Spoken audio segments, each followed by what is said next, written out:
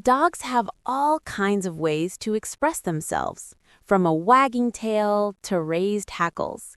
But don't underestimate how much their voices can tell you. Just like body language, every bark, whine, or howl carries meaning. Learning to speak dog takes a little patience, but it's one of the best ways to strengthen your bond. To really understand what your dog is saying, you need to consider the full picture, their tone, posture, and the situation around them.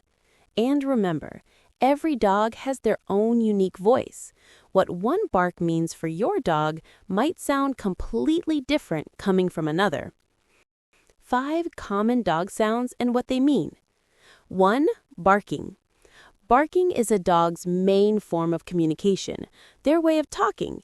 It can mean anything from hello to stay away. High-pitched barks often show excitement, while deeper ones warn of fear or danger. The more you listen, the easier it gets to tell the difference. 2. Whining.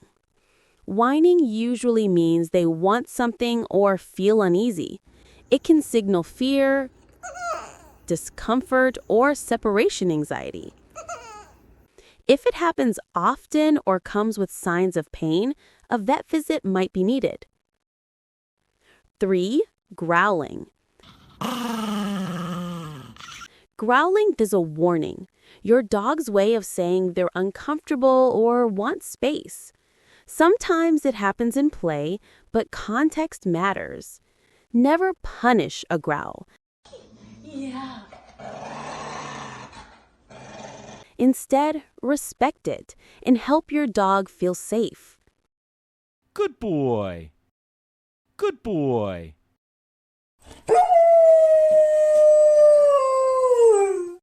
4. Howling. Howling connects back to their wolf roots. It can mean they're lonely,